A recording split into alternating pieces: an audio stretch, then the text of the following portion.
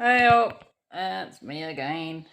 Um, I wish I had one of those camera holder things. Like, it'd be so cool if you could get one that mounts off the ceiling that you could angle down and just don't have to hold it. Yeah.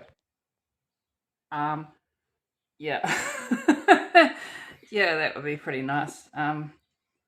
This video is about 80s and 90s being knowing you're transgender. Well, not exactly knowing that you're transgender, but knowing that you're a female inside and not having the courage to actually go through with transition. Yeah, that's me. Um, 30 years of resistance, I would say. It's not denial, because denial is when they're two different things. So it's resistance of admitting I was trans and actually getting on with life and transitioning to be a happier version of me. Yeah, couldn't really say it any other way. Yeah, the 80s and 90s were a pretty rough time to be gay or trans or anything, really. It wasn't really an acceptable time so much for all that. Geez, I think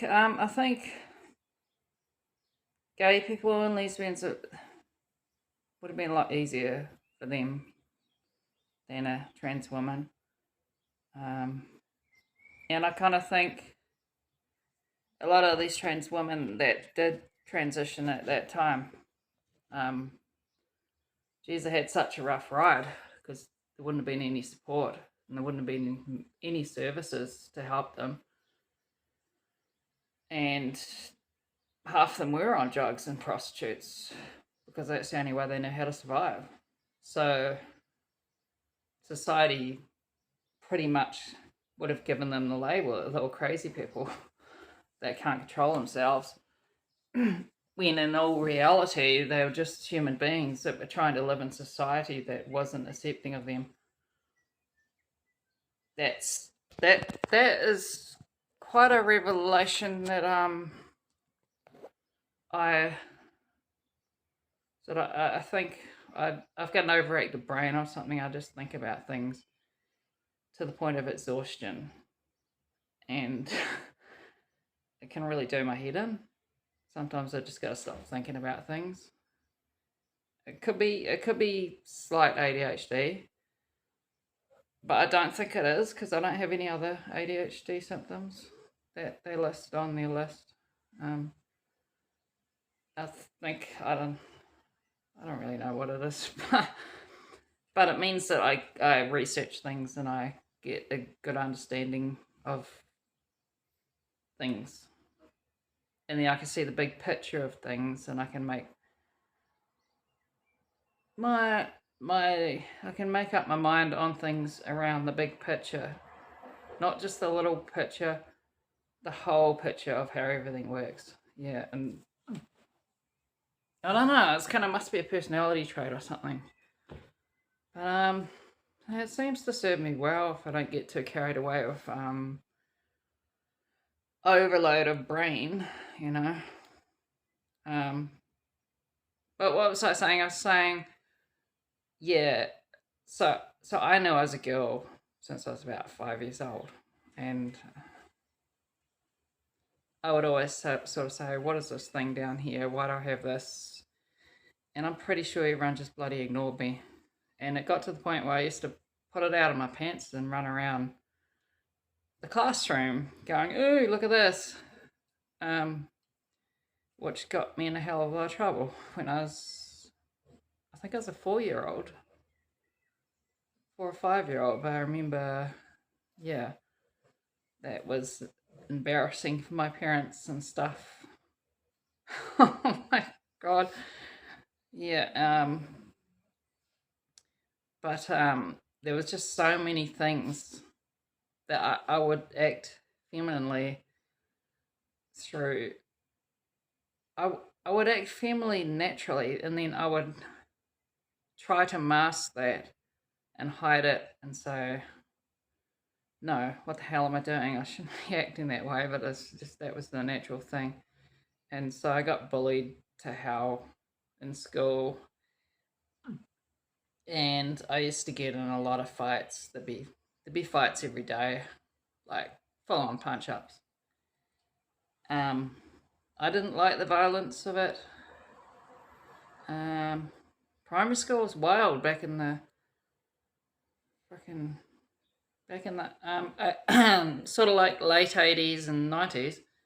It was wild. I don't even know if that stuff would still go on these days because all the PC-ness of kids and monitoring them and making sure they don't hurt themselves and all this stuff. Like back then, it was just anything goes, and we'd be climbing trees and climbing on roofs and setting rubbish bins on fire and just doing crazy shit.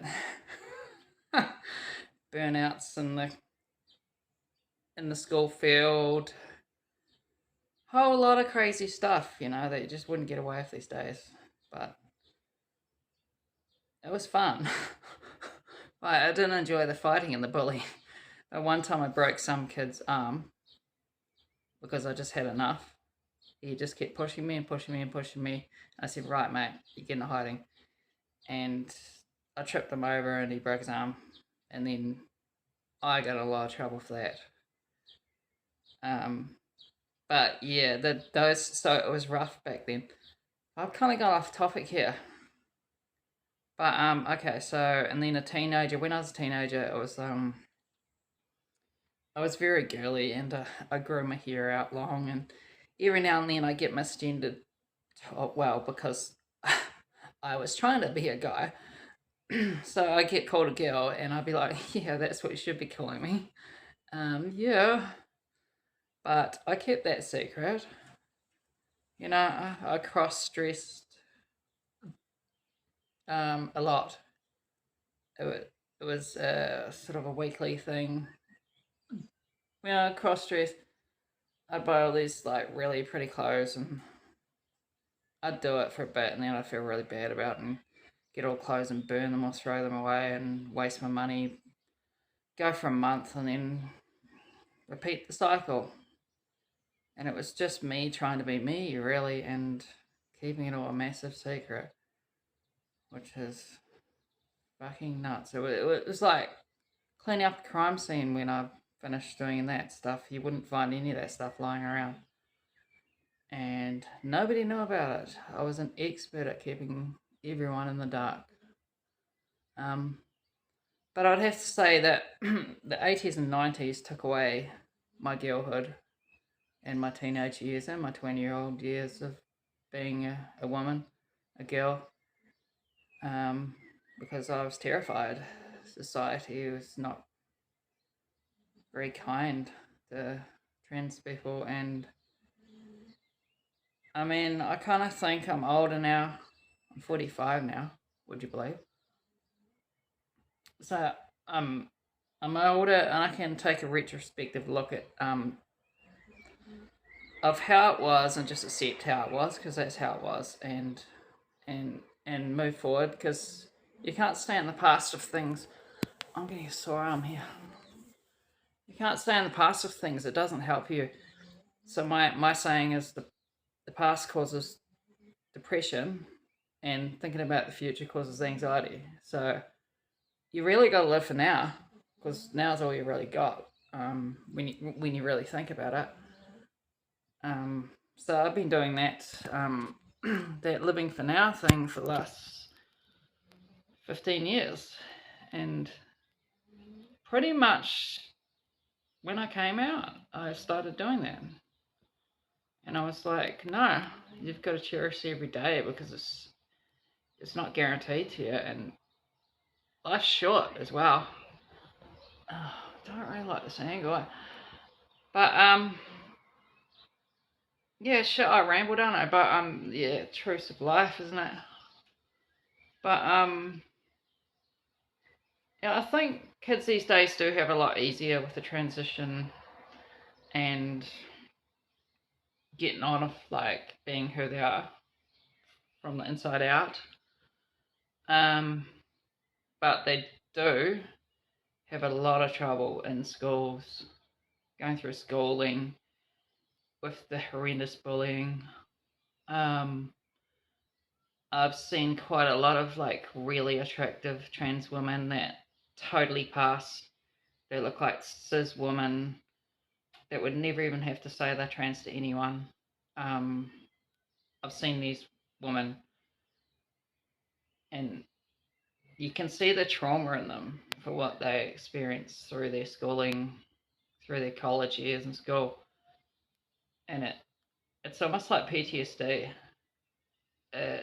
It's fucking bad, and so I kind of think transitioning at an older age, I actually saved myself from that, which is kind of a blessing in disguise.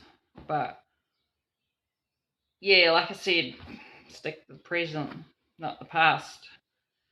It's just a wee story about my discovery of myself and being trans woman. Ideally, we'd all want to pass and not have to admit that we're trans and that. My thoughts on that is,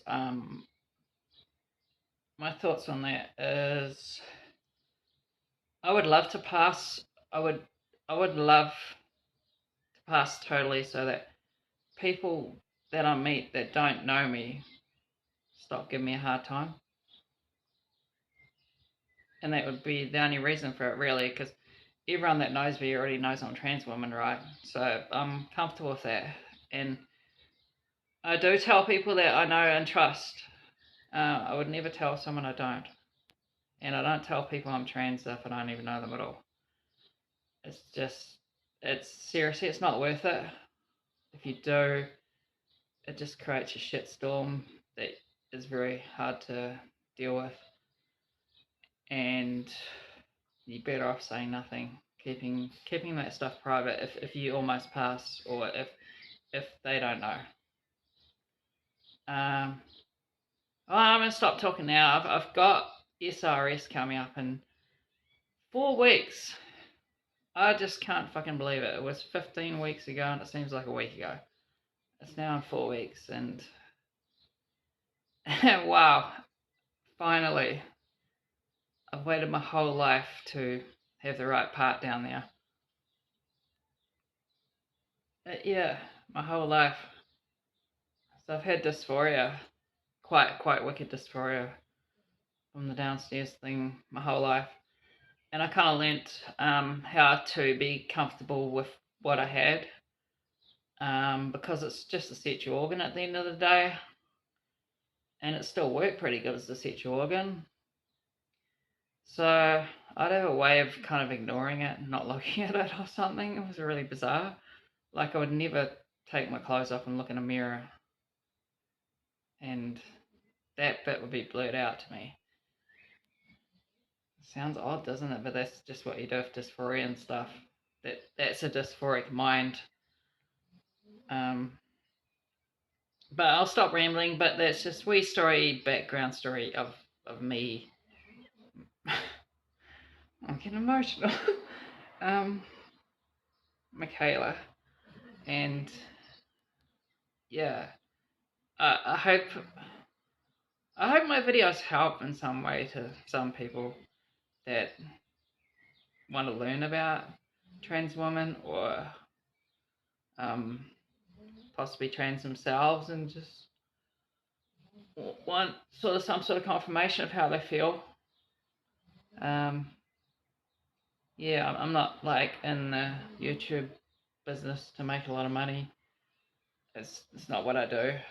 It's just really help people if I can help people. Yeah. But anyway, I'll stop talking. Oh yeah, this is a funny thing, right? I've had to go off my hormones, HRT, for a whole month because of the surgery. So I've been off HRT. Oh my god, my arms get sore. I have to change it. I've I've been off it for about 4 days now.